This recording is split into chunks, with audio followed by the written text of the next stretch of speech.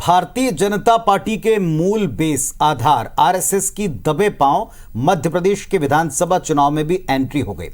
संघ ने ग्वालियर चंबल अंचल की सबसे पहले उन सीटों पर फोकस किया जिन पर पिछले चुनाव में 4 से 5 बार अगर आप रिकॉर्ड देखें तो भाजपा जीत के लिए तरसती ही नजर आई। बिल्कुल, और आरएसएस ने इन क्षेत्रों में सीधे चुनाव प्रचार नहीं करते हुए विचारधारा से जुड़े लोगों को बीजेपी के पक्ष में सक्रिय करने के लिए अपनी टोलियों को चुनावी समर में उतार दिया है। एक रिपोर्ट आपको दिखाते हैं।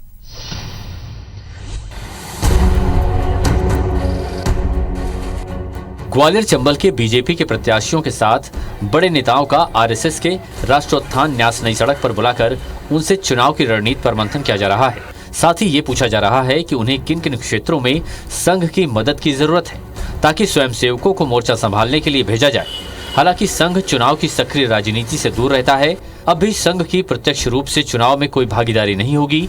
केवल विचारधारा के आधार पर अप्रत्यक्ष रूप से बीजेपी की मदद करनी है, क्योंकि राम मंदिर, धारा 370 हटने, 3 तलाक जैसे मुद्दों पर राजनीति में मजबूती से ही सफलता मिली है। जो लोग भारतीय जनता पार्टी को छोड़कर चुनाव लड़ रहे हैं वो हमारा बिल्कुल नुकसान नहीं कर सकते हैं। वो नुकसान करेंगे तो वो कांग्रेस का करेंगे। आप जहां भी देखिए, पूरे देश में जहां भी त्रिकोणीय मुकाबला होता है वहां भारतीय जनता पार्टी की ही जीत होती है। ग्वालियर चंबल संभाग में संघ का गांव-गांव से लेकर गली मोहल्लों व संभ्रांत वर्ग में मजबूत नेटवर्क है और कई प्रकल्पों के माध्यम से संघ सर्व वर्गों में सर्वमान्य माना जाता है, क्योंकि संघ के कई प्रकल्पों ने समाज को नई दिशा और एक नया विचार दिया है। इसके साथ ही आपातकालीन परिस्थितियों में भी संघ नागरिकों की मदद करने में आगे रहता है। निष्ठावान व विचारधारा के प्रति समर्पित स्वयंसेवकों की एक बड़ी फौज है। ऐसे में वो उनकी मदद ले रही है जिस पर कांग्रेस हमलावर है। आरएसएस का जब तक जनाधार है, पार्टी का जनाधार है, मन में लोग विचार करते हैं, तब तक आरएसएस की सुनी जाती है। और जब जनता वोट देना ही नहीं चाहती तो आरएसएस के लोग आ जाएं। अब यहाँ तो कोई बचा नहीं है। भारतीय जनता पार्टी, आरएसएस आ गई, मोदी जी आ गए, अमित शाह आ गए, तमाम उनकी सेंट्रल लीडरशिप आ गई है। उसके बावजूद भी भारतीय जनता पार्टी ये चुनाव बुरी तरीके से हारने जा रही है। हर चुनाव में ये प्रक्रिया आज संघ द्वारा अपनाई जाती है। इस बार चूँकि ग्वालियर चंबल संभाग में बीजेपी की स्थिति खराब है। 2018 में भी आरएसएस लगातार सक्रिय हुई थी पर्दे के पीछे से, लेकिन उसकी अपनी एक सीमाएं होती हैं, क्योंकि आरएसएस स्वयंसेवक बेस्ड ऑर्गेनाइजेशन है।